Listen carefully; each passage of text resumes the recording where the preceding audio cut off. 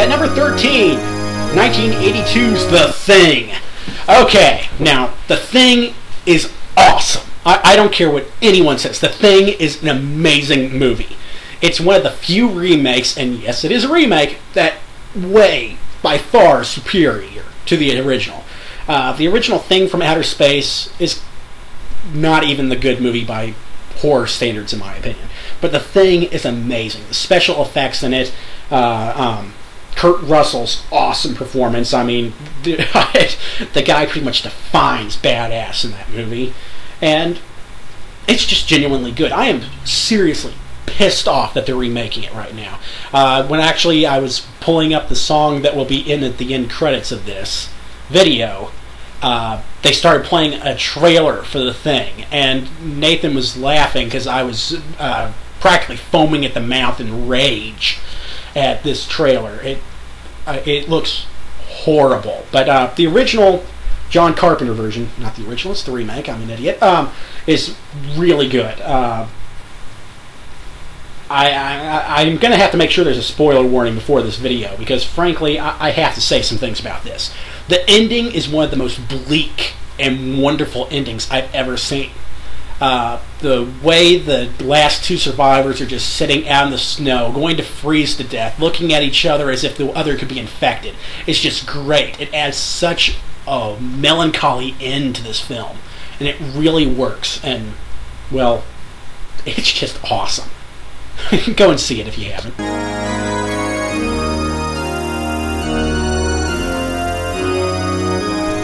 At number 12, 2009's Thirst.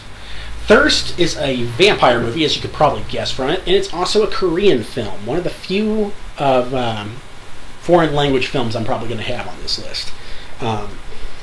Thirst is one of the most original vampire movies I've ever seen. It takes the whole vampire mythology, it pays close attention to it, and it totally screws with your head. It is wonderful. It's a nice mixture of comedy in a lot of scenes, and yet I can't call the movie a comedy. It's really, really friggin' dark. I'm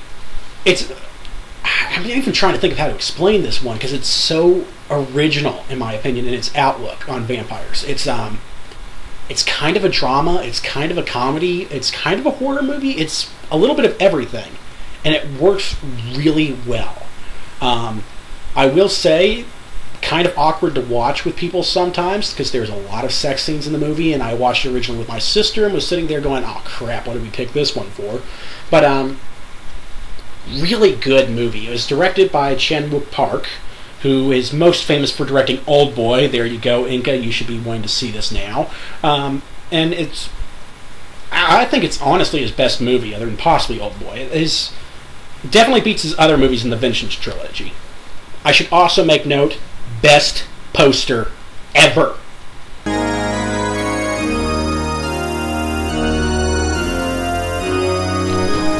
Number 11, The Black Cat from 1934. Now, this is where I was originally going to start the list when I was planning on doing an 11 movie list. And so you're probably going to hear me talk about movies a lot more than the previous ones, because I had more planned out for these. The Black Cat is, to put it bluntly, amazing. For a 1934 film, it had what was considered, I think, the most disturbing scene put to cinema up to that point. But a couple of little background. The movie is credited to Edgar Allan Poe's The Black Cat, though the story has nothing to do with this. I mean, to the point where it's a joke, if you compare it to Edgar Allan Poe. It's like The Raven. The plot is, I'm reading IMDb's one here. American honeymooners in Hungary are trapped in the home of a Satan-worshipping priest when the bride is taken away there for medical reasons and help following a road accident. As you can tell, nothing like Poe's. Because, well, Poe was popular at the time still. They could make money by using his name, and thus they went with it. What makes this movie so awesome, though, is that it is one of the few times you will ever see Boris Karloff and Bela Lugosi in the same film. Anybody who's seen the film Ed Wood knows what Bela Lugosi's opinion of Boris Karloff was. The most infamous scene in the movie Ed Wood is him basically telling people that he thinks Boris Karloff's a cocksucker. And this is one of the few chances you'll ever get to see them together. And to make it even more interesting, Bela Lugosi is the good guy. This is such a strange thing for this type of film. And it has the most awesome scene. Towards the end of it, Boris Karloff gets tied up. And instead of showing him, it cuts to the shadow of him tied up. And Bela Lugosi's shadow pulls out a razor and starts peeling off Karloff's skin. And while by today's standards it's extremely tame, it's actually ridiculous looking. But for 1934, this was like the most disturbing thing put to film. I mean, it makes today's torture porn films look like nothing when you consider what it was doing. And especially stars like Boris Karloff and Bela Lugosi doing it, because this was their heyday. This film is amazing.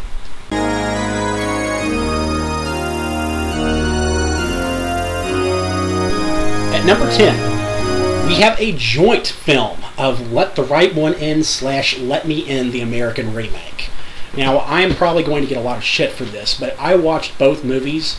I saw Let the Right One In, and I thought it was amazing. Best vampire movie I think I've ever seen. I'm going to say that, and then I'm going to look at my list again and find out there's another vampire movie and feel stupid, but there's not another vampire movie, so I feel fine. And when I saw it, I was pissed off because I heard they were doing an American remake, and it was one of those movies that was so good, I just wanted them to leave it the fuck alone. And when the American remake came out, I refused to see it in the theater, and when it hit Netflix, I finally watched it just for shits and giggles, and it's really good too. It's actually one of the best remakes I've ever seen. To such an extent that I honestly can't tell you which version I like more. There are aspects of each one that I like better. I like the fact that the kid's dad is in Let the Right One In more, whereas you only hear his voice over the phone in Let Me In. I like the little girl who plays the vampire in Let Me In better than I do in Let the Right One In. But then again, it's Hit Girl from Kick-Ass, which is, well, pretty kick-ass. But both of them are really good movies. Both of them tell the story wonderfully. I've read the book. They both leave out details, but they both keep really to the heart of the matter. Let the Right One In is everything that Twilight could never be, because it manages to be something of a vampire love story, but it also manages to be creepy as hell, and to show this little girl vampire as an absolute killer. I mean, there are scenes in this of her ripping throats in both versions of the movie. I mean, the deaths are not pretty in this. They are gory, they are violent, and very animalistic. And I really like that, because not many movies portray vampires in this way. And it's just, both movies are really good. Like I said, probably going to get a lot of shit for having the remake as a joint thing, but really, check either one out.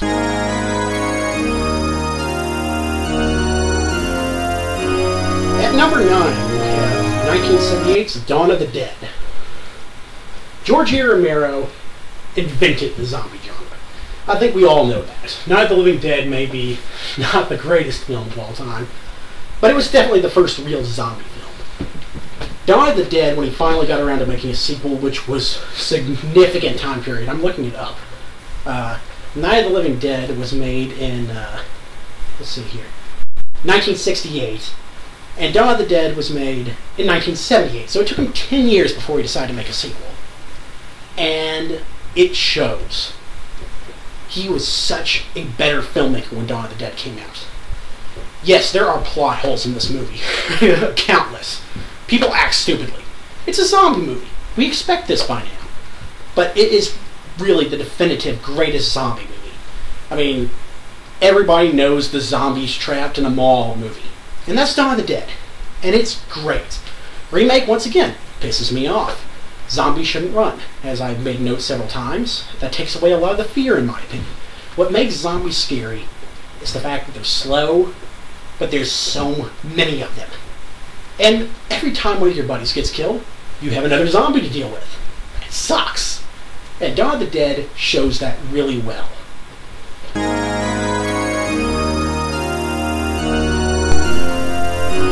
number 8. Halloween. Yeah, John Carpenter's original Halloween. Everybody's heard of it. It's pretty much the Psycho of its time, which no, Psycho is not on my list. I'm sorry about that. It should be, but it's not. Halloween is actually a really good movie. A lot of people consider it the start of the slasher genre, but if you look at the movie, there's really not that much blood. There's not much gore. It's almost entirely suspense. There's a lot of, well, where is he hiding now moments. There's a lot of, well, is that him over there or is that someone else? The music is key. That movie wouldn't be that scary if it wasn't for the music. And to be honest, you could put that music in anything and it would be scary. You could put that music in a Disney movie and it would be scary. The music is terrifying. The rest of the film is really good though. It's got a good layer of suspense to it, and I mean, it started Jamie Lee Curtis's career, which you can either thank it or hate it for that. That's totally your call. But who would have ever thought that a William Shatner mask bleached would end up being one of the scariest faces in all of horror?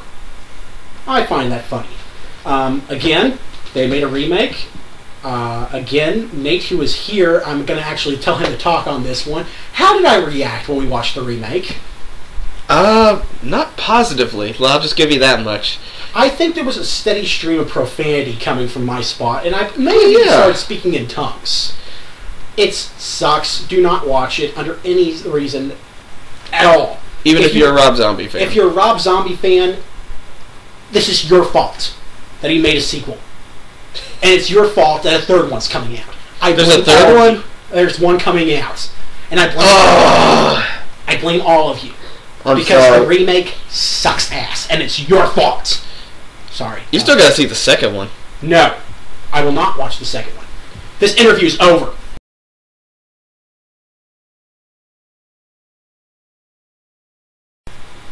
Okay, I'm back. Nate convinced me to finish it after his talk of Halloween 2. I kind of got angry, broke everything in the room, and stabbed him once or twice. Ow! It happens. So I get a Band-Aid. You shut up or I'll stab you again. Okay. Number 7. 1941's The Wolfman. Probably the best of the old Universal horror movies, in my opinion. I know a lot of people are going to give me shit for not having Frankenstein on this list. Well, Frankenstein's good, but The Wolfman is great. What makes the Wolfman so good is the fact that it's a sympathetic monster, so to speak. I mean, the Wolfman is a villain. We all know that. He goes around, he kills everybody, the end. But Lawrence Talbot, the character, is really sympathetic. He's just kind of this guy who came back home because his dad wanted him to. Alright, so he's not even supposed to be here today, to quote Clerks. And yeah, I mean, he gets bitten by a werewolf, and he's stuck. I mean, he even killed the original werewolf. The guy is pretty much the hero of most other movies, and he's stuck in this shitty situation where he has to be the villain. I mean, he tries to warn everybody, and they're pretty much, oh, there's no such thing, so we're going to tie you, or we're going to, or not tie you up, we're just going to let you sit here and see that for yourself that there's no such thing as a werewolf. And then the next day they're like, huh, I wonder why he left in the evening and why there are footpaw prints. No one pays attention to him. No one takes up his warnings.